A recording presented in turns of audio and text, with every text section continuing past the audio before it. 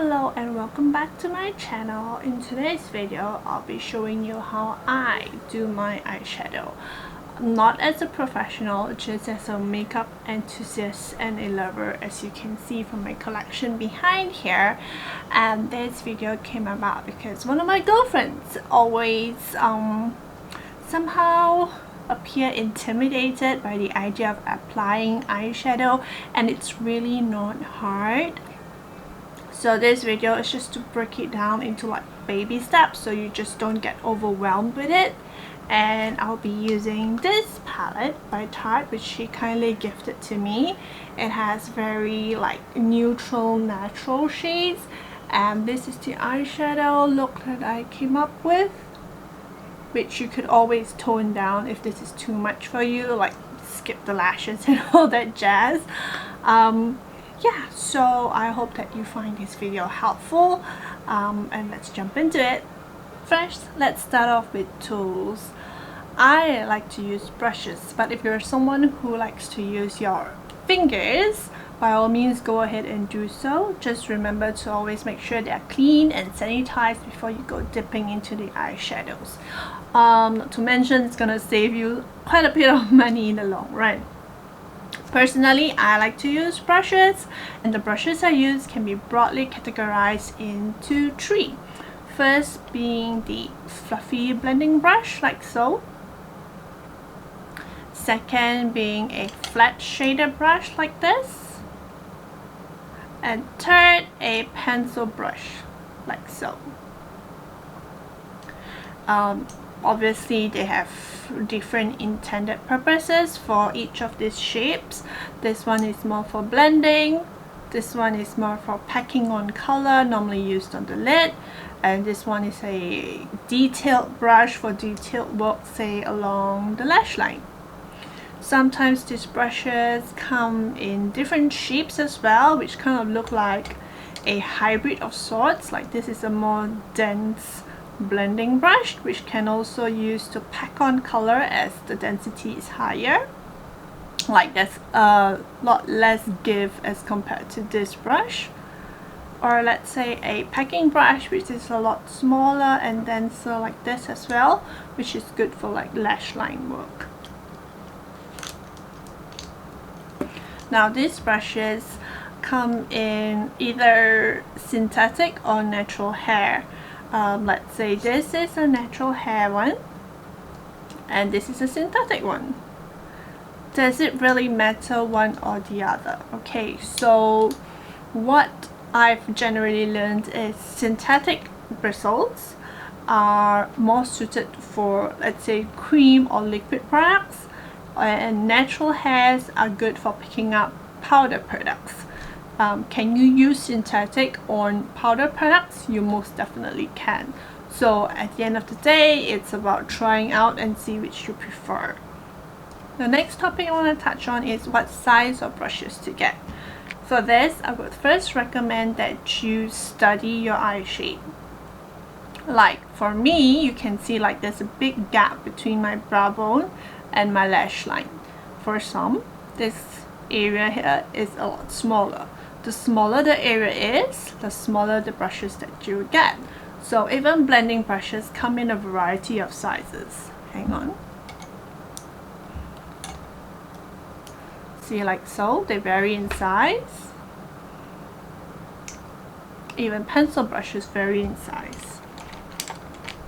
And how do you understand your eye shape better? Let's say you look at this video of mine, or you see a picture on Instagram or on Pinterest and you see it on your phone. I would suggest putting a mirror right next to it and then study the picture versus your eye in the mirror and try and pick out where your eye differs from what you see in a picture, just so that should you choose to recreate the eye look that you see and it turns out different, like that's just because your eye shape is different. Maybe, you know, you could use the same colors, placement as the picture, but it'll just come out looking different just because your eye shape is a lot different from the picture that you see on your phone. There's nothing wrong with that. It's just That's how God blessed you with, and we are here to embrace our uniqueness and learn what works best for us, right? So we'll talk about brands next. Okay, brand wise, brushes come in like from the most affordable ones, like the no brand ones, to like super expensive high-end ones. I don't have a lot of experience with expensive brushes. The most expensive brushes I own are like MAC, Zoeva, and maybe Sigma, but even then, like, they are not the most expensive out there in the market. The affordable brands that I own are like from Makeup Revolution, Essence, BH Cosmetics. My personal favorite is BH Cosmetics. Otherwise, I think there are plenty of options on like Lazada or Shopee, or even at Watsons or Guardian that you can try out. More affordable brushes tend to have less bristles. They are less densely packed in there, so you feel like a little bit less luxe, and also maybe like the handle might be really plasticky and light, but it doesn't mean that it will not perform. So if you're just starting out, you don't want to spend a lot of money, I would say that getting a cheaper set to begin exploring your preferences is not necessarily a bad thing. Like, you probably still can come up with a decent look. Just like in any video of mine, if you have any questions, feel free to leave them in the comments box below, and I'll try and get back to you as much as I can. Moving on to shadow, this is the palette that I'll be working with. As you can see, there are like 6 shades in here. These 2 are matte, and these 2 are matte, and these 2 are shimmery colors. So what I would normally do is, this shade is a little bit deeper than this one. I'll normally go in with the medium shade on a fluffy blending brush, like so. Tap, tap, tap. And I'm tapping like on it at a, what do you call it, a 90-degree angle, because I want the shadow mostly at the tip of the brush and not at the side. And then I'm gonna place this here. Now, I don't have a very defined crease. Some people do. Like, you see some girls, like, or boys, they have like a line here where the skin folds. I don't have that, so I'm gonna recreate that with like shadow, or at least give an illusion of that using shadows. And where I place the brush first down is where I will be depositing most of the product. So here, I want most of it here, because that's the location where I like a lot of definition in my eye as well. And usually you can feel like your brow bone here, and where it begins to dip into your eyeball, that's where I tend to create my crease, like so. Now, do we see a difference? So again, go back into the shadow, knock off any excess just because we don't want a lot of fallout on our face, and begin building up the color, like so. Now, I like to drag the shadow right down here to my nose, simply because I'm someone who has a very flat nose, and this helps to give my nose some depth. And what do I mean by a flat nose is, I'm the sort of person who puts on like glasses, and they tend to like touch my cheek here, because my nose is so flat and it doesn't really hold up the glasses very well. So yeah, if that's the same struggle that you have, this will give the illusion of a higher nose over here. So I'm going to continue building that.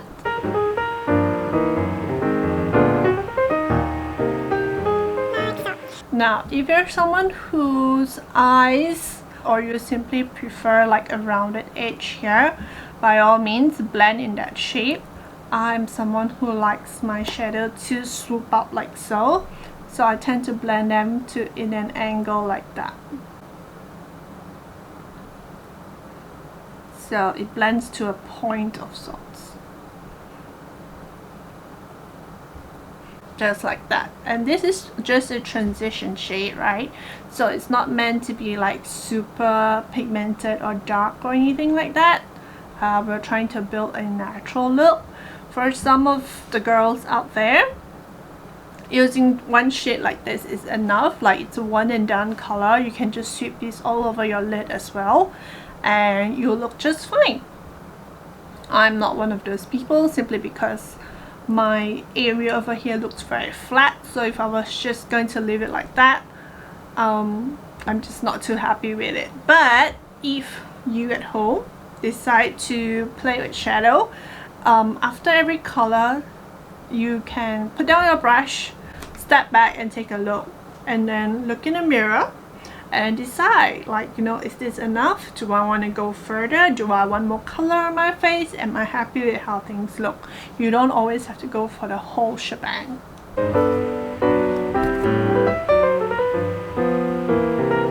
Again, blending is always key in creating a natural eye look. It doesn't always necessarily have to be neutral colors like this. You can always be like orange, blue, green, as you like. Yeah. So that's the first shade down. Second, I'll go in like with this chocolatey brown shade here, and I'll go in with like a more densely packed brush, like so. And then, okay, I'm gonna use this to mark out my crease and my outer V, like this. So I'm just firstly gonna stamp it, because again, where you first lay your brush down is where you deposit the most product. And even where you hold your brush, if you hold it closer, like this would be more of like a detailed look situation. If you want more of a blend, you hold your brush towards the tip of the handle. So I'm sketching up my outer V.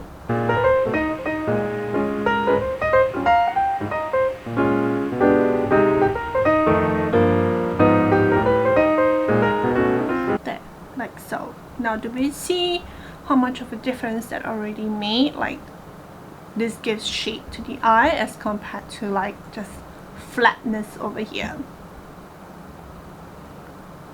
Now, without dipping back into the palette for more pigment, I'll just keep blending and blending and blending away. Now, you don't have to blend it all the way in. It's just a personal preference of mine. If you want to keep it halfway, then just do so. It's all about personal preference. There's no rules to go about it. There we go. Wasn't it simple? Now, for a more dramatic look, I can go in with this deeper color here, just to deepen out the outer crease. For this, let's say, actually I can just go back in with the same brush.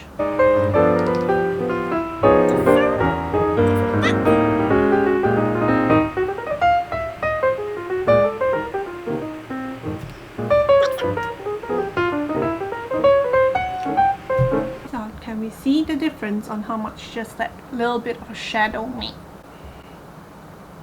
Now for the lid color, there are two shimmery shades that you can go for using this palette, or you can just go in with a like matte shade like this.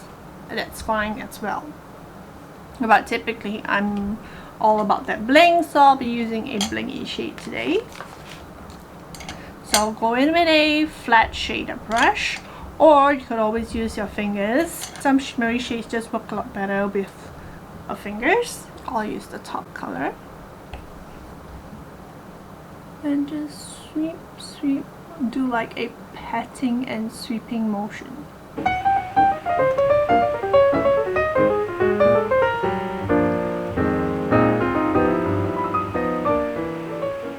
That, like so. Sometimes to amp up the bling, go in with your finger. And sometimes when it comes to shimmery shades, they work best with a finger, and you'll see the shadow at its peak potential. There, like so. And just like that, one side's done. Now above the crease, what I would normally do is use like the most skin colored or slightly lighter than your skin tone shade, and just highlight the brow bone, which is like this area here. To again give it dimension, because remember this area here looks like really flat, so you want to create like light and dark using different shadows. Sometimes I'll even go in with my highlighter. Next, I'll be doing my inner corner highlight. Sometimes in the palette there will be a light shimmery shade. This one does not have that, so let's say if you were traveling, you could always just use the highlighter that you brought along. For that, I will use a pencil brush, put some highlighter on the inner corner like so. This will give the eye a more woken up, bright look. And I'll pop some on the brow bone as well. Like so. Do you see what it did? There we go. Now when it comes to the bottom lash line, you could always replicate what you did with the crease color and the outer V color. So that's what I'm going to do for this video as well. So I'll go back in with the blending brush. Use the transition shade or the crease shade that we used earlier. Buff it along the lower lash line. Go in with the first shade we used to define the outer V. Go in like 2/3 of the way or halfway in. And then the final shade, the deeper one, on just the outer third. Like so. You don't always need to put shadow on your bottom lash line. It's just something that I like for myself. So I think that's all that I have to say about the eyeshadow. Let me finish the other side and come back.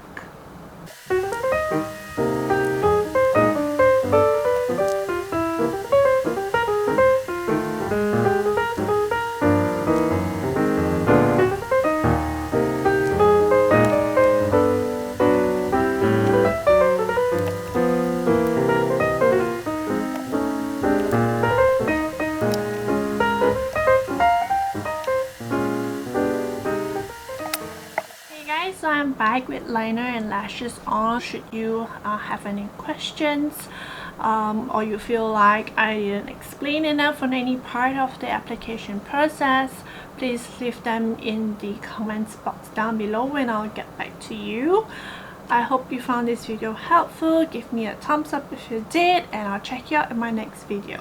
Bye!